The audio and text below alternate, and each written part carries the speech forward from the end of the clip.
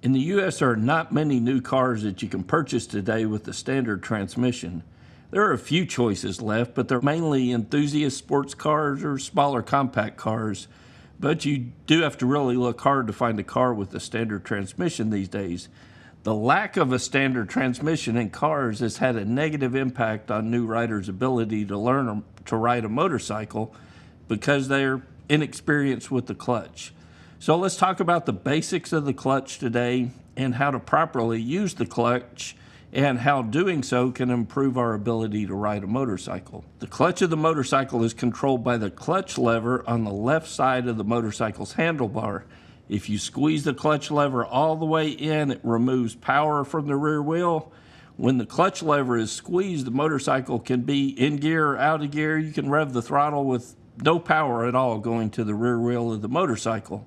It removes all power to the rear wheel when that clutch lever is squeezed in.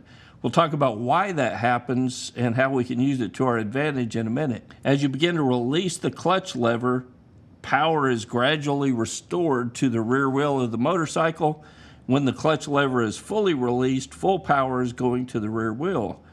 With the clutch lever fully squeezed in again, as we release the clutch lever, at some point in the travel of that clutch lever, partial power begins to be transferred to the rear wheel.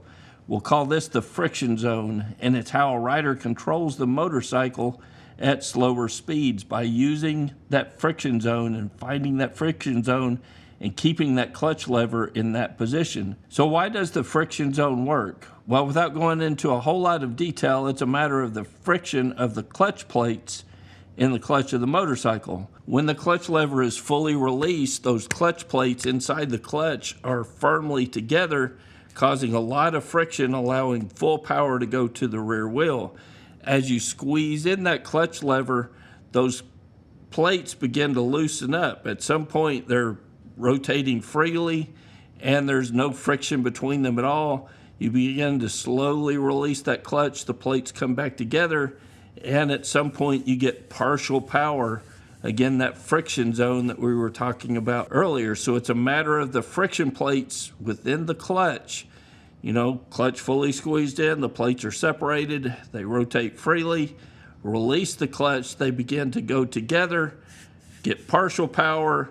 When you release the clutch fully, those plates are fully mashed together, bringing full power from the engine to the rear wheel of the motorcycle. So a lot of riders ask about burning up their clutch or doing damage to the clutch by using the friction zone. The motorcycle clutch plates are bathed in oil, so the engine oil circulates through there, which allows them to slide smoother in the friction zone.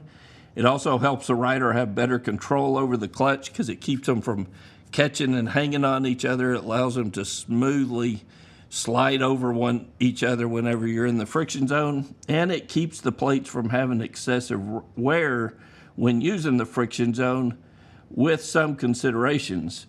Now, if you've got a really high RPM when you're riding in the friction zone, this increases the speed that those plates are rotating, and this increases heat and wear on the friction plates. As a rule of thumb, I'd say 1900 to 2000 RPM is too high. You want to keep your RPM under that figure when riding in the friction zone.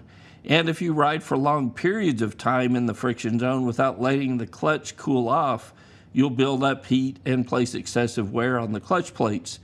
So keep the RPMs low, ride around the parking lot a few laps without using the clutch to allow the clutch to cool off. I'd say every 10 minutes of practice using the friction zone, you want to ride around for 5 minutes to allow the clutch plates to cool off. Using those techniques, I've never burned up the clutch on a motorcycle. So now that we understand a little bit about how the clutch works, let's look at the mistakes that new riders make with the clutch when learning to ride. The first and biggest mistake is treating that clutch like an on or off lever. You know, it's either clutch is fully engaged or clutch is fully disengaged. They forget about the friction zone when starting out and shifting gears, and their starts are jerky, or in extreme cases, they cause the motorcycle engine to sputter and die. So when starting out on a motorcycle, instead of thinking of that clutch as an on-off switch, think of it more like a dimmer switch on a light. The goal is to eventually get the light fully turned on, But if you slowly slide that dimmer switch up, it's going to be a lot smoother from off to maximum brightness. Same way with the clutch on the motorcycle. You want to smoothly engage power to that rear wheel, and you do that by slowly releasing the clutch, especially through the friction zone. This is true when starting from a stop, when shifting gears, and anytime we're using the clutch. Smooth is better. And another mistake that new riders often make is failing to use the friction zone to their advantage. So a lot of riders learn to use the friction zone, sitting in place, doing that rocking exercise. I've got videos on the rocking exercise so you can get a feel for where the friction zone is. They don't realize that the technique that they just learned can be used in a whole lot of situations when slow speed control is called for on a motorcycle. For example, if you're going around a tight, slow speed corner and the motorcycle's jerky because you're trying to control the speed with just the throttle, it's probably because you failed to use the friction zone and keeping the clutch in the friction zone. Remember, the friction zone keeps partial power going to the rear wheel. Those clutch plates are engaged, but they're sliding on each other, so you don't have full power. That's going to make the motorcycle a whole lot smoother going around those corners and keep the rider from feeling like they're going to fall off balance because the motorcycle is jerky. So we control the speed or the RPM of the engine with the throttle. We control the power that's going to the rear wheel with the clutch lever.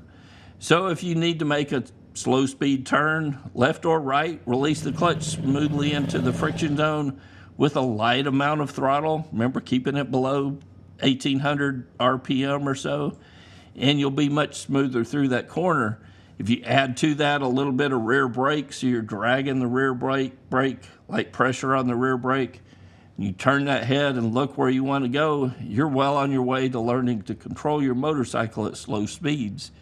So the clutch is a mystery for a lot of new riders because few riders experience them driving in a car. This lack of understanding leads to some issues that reveal themselves particularly when starting and stopping, shifting gears, and especially at slow speeds on a motorcycle. I hope you found this video helpful. If you've enjoyed the video, I've got several other videos that will help you increase your smoothness on a motorcycle with some training exercises to help you master the skill. I've got some hand-picked videos for you at mcrider.com/smooth. So mcrider.com/smooth. I've got several videos related to this particular topic and ways that you can work on this skill for yourself. Till next week, guys, it's Kev with MC Rider, and I'll see you on the road.